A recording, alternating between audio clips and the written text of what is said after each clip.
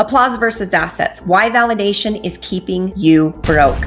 My name is Brandy Shaver, and I'm one of the co-founders here at Feminine Wealth. Applause does not build wealth. Assets do. That is the tension. Hustle culture rewards visibility. It rewards busy calendars, viral posts, promotions, praise, recognition. You get celebrated for being seen. But wealth is built in what compounds quietly. Here is the reframe. If you are optimizing for validation instead of valuation, you will feel successful long before you are actually financially free. My point of view is direct. Applause feels powerful. Assets create power. And I'm speaking to the woman who is admired, respected, maybe even influential, but still not structurally wealthy. The one who wonders why the praise has not translated into ownership yet. If that's you, stay with me. Quick question. Are you optimizing for validation or valuation right now? Comment validation or valuation below. Be honest. Let's define the difference. Applause is external recognition, likes, promotions, titles, compliments, public wins. Assets are owned value, equity, intellectual property, scalable systems, investments, revenue that continues without daily effort. The traditional model says build visibility, build credibility, build reputation. Those things matter, but they are not the same as ownership. Here's the truth. Visibility without assets is fragile. Recognition without ownership is rented power. 4 principles that support this. First, applause is emotional. Assets are structural. Second, validation is temporary. Ownership compounds. And third, busy does not equal bankable. Fourth, valuation increases when you own, not when you perform. Think about that.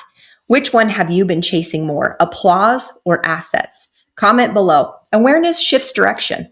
Now let's talk about the blocks that keep high-performing women optimizing for applause.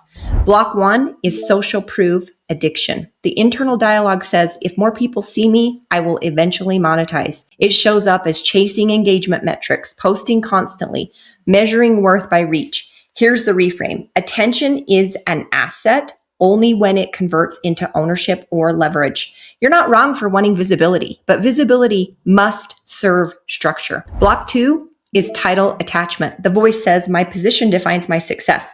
My role proves my value. It shows up in corporate identity, promotions without equity, responsibility without an upside. Let me be clear. Titles impress people. Equity builds wealth. Block 3 is busyness as status. The belief sounds like this. If I'm in demand, I am successful. So you fill your calendar, you stay overbooked, you become indispensable. Here's the truth.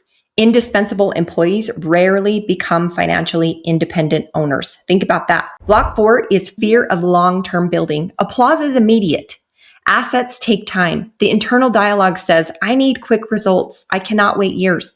So you default to short-term wins. Now listen, assets feel slow at first, then they accelerate. Block 5 is underestimating ownership.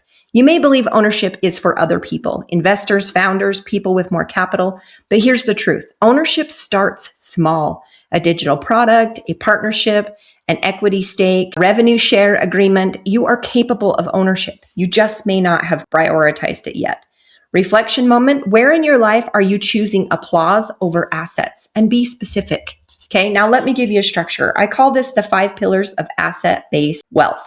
Pillar 1 is ownership first thinking. Before you take on a project, ask, do I own this? Okay. If you're building something, someone else's brand, someone else's equity, someone else's platform, what is your long-term upside? Your action step is simple. Identify one area where you are contributing heavily, but owning nothing. Pillar 2 is leverage over labor. Labor earns applause. Leverage builds assets. Leverage means systems, automation, scalable offers, and ownership structures. Ask yourself, if I stopped working for 30 days, what would still produce income? That answer reveals your leveraged level. Pillar 3 is asset conversion. Every skill you have can become property. If you coach one-on-one, can that become a structured program? If you create content daily, can it become a monetized library? Think about that. What are you repeatedly doing that could become owned intellectual property? Pillar 4 is long-term positioning.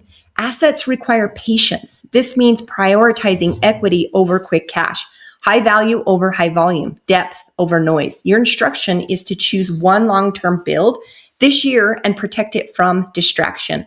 Pillar 5 is financial literacy. Applause does not require financial understanding. Assets do. Learn how equity works. Learn how revenue shares work.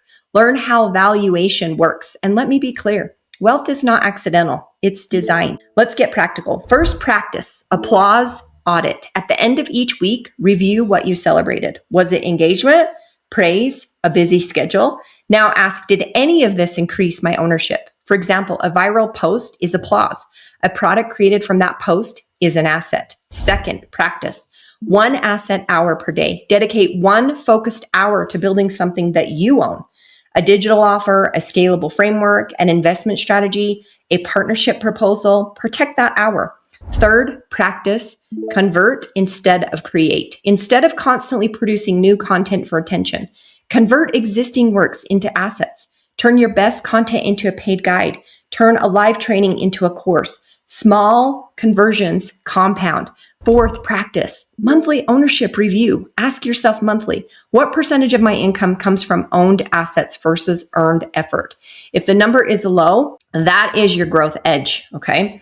You're not here to just be admired. You are here to build wealth. Applause feels good. It validates effort. It feeds your ego. It creates momentum. But applause without assets creates fragility.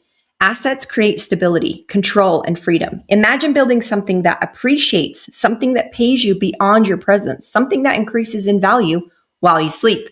That is possible. You are intelligent enough, disciplined enough, and strategic enough. The only shift required is stop optimizing for validation and start building valuation. Now listen, the future of feminine wealth belongs to women who own. If this conversation resonated, comment assets below. Declare that you are done chasing applause. Share this with a woman who is celebrated but not yet structurally wealthy. We are not here to perform success. We are here to own it. And ownership changes everything.